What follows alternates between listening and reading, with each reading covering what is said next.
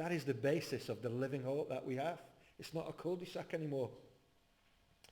And so because of Jesus, if you're a Christian this morning, you've been given the title deeds to a glorious future because of what Jesus has done. Isn't that great?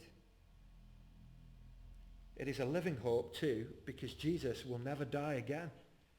Have you thought about this? This is the deal. As long as Jesus Christ is alive, your hope is secure. Unless someone murders and does away with him, your hope is alive. And you know what? He never will die again. Son of God, Creator. And your hope is safe in his hands. When you're connected to Jesus, your future is glorious. Is it any wonder that Peter says, in this you greatly rejoice?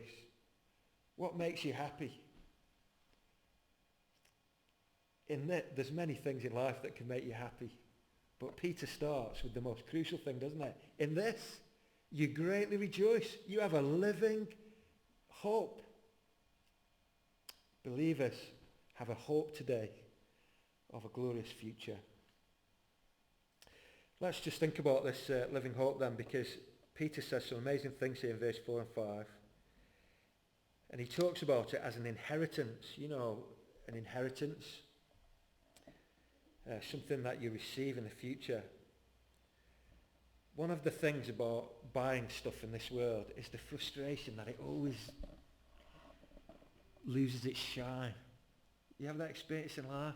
I think it was Lisa who was saying about adverts as well. It's not really on this theme, but when the boys buy toys and they come home, they say it's not as good as it was when I saw it on telly.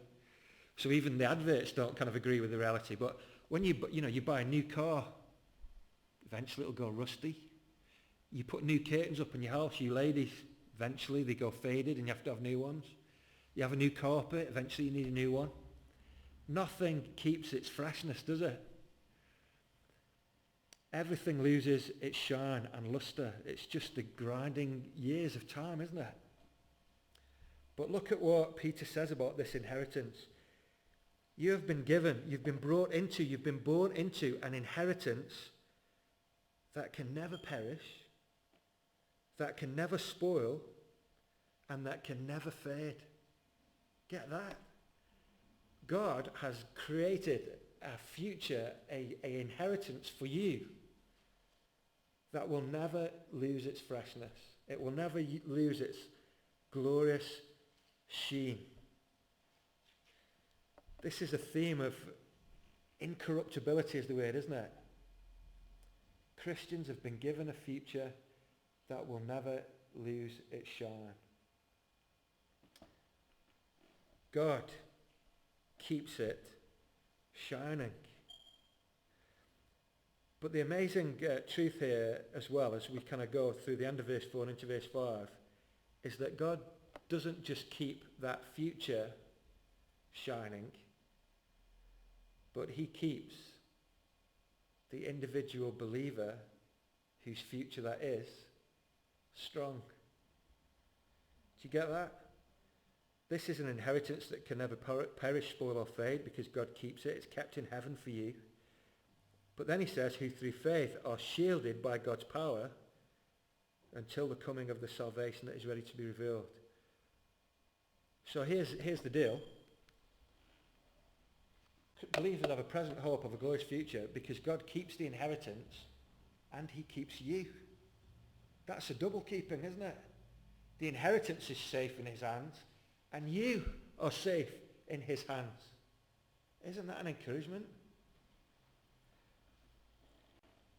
We can rejoice in the fact that God has not only given us a great and living hope, but that he's actually preserving and protecting and keeping us safe until we receive it one day. This is an unbreakable covenant, isn't it? Sometimes it can feel, I think, maybe you don't think, but maybe you do. I think I know you do. Sometimes it can feel like we're hanging on with all the strength left in our fingertips. How can I hold on to God? How can I keep going? I feel like I'm losing my grip. But that isn't what the Bible teaches here. That isn't Peter's understanding of the Christian life. Here Peter is encouraging them not to trust in their own efforts to hold on, but to put their faith in a God who can hold on to them. Isn't that a different way of looking at life? This is not a competition to see who can hold on the longest. Sometimes we have those strongman competitions.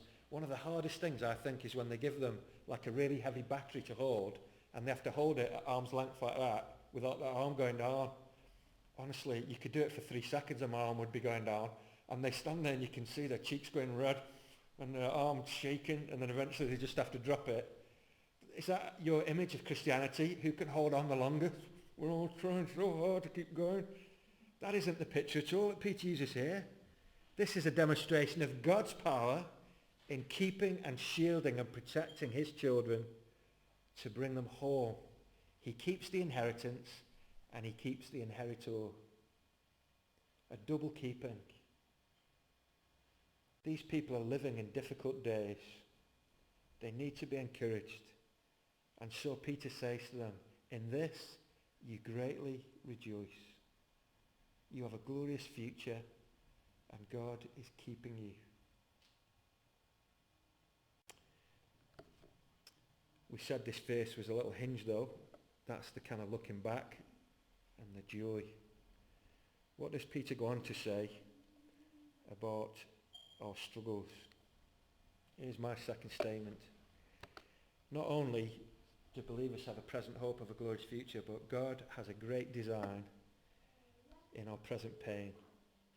This is also a great hope. I want you to see that God is always doing something very special in all the circumstances of our lives. These are difficult times for these Christian believers. We could say far worse than the difficulties we experience, even though they can be hard. But this is what Peter says. In this ye greatly rejoice, though now for a little while you may have had to suffer grief in all kinds of trials. These have come so that. Can you see the connection there? These trials have come so that your faith may be proved genuine. There is a point, in other words, to pain. It isn't random. It isn't just a kind of mysterious randomness that's going on. When struggles come, Christian believers can have the hope that God has a great design in our pain.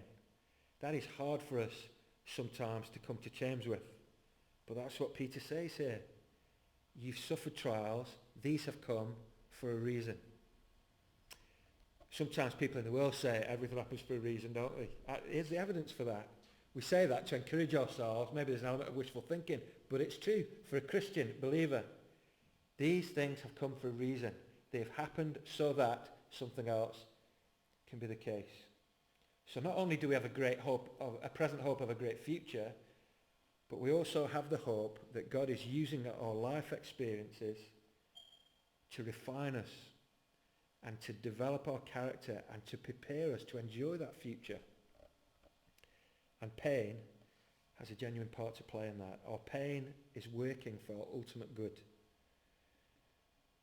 So we have to say then, don't we, that in the end, the ultimate design is God's. We're not at the mercy of events.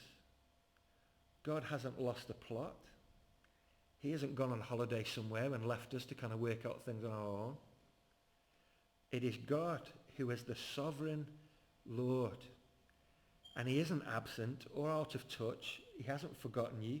He isn't impotent. These things have happened so that God has a design in your trials.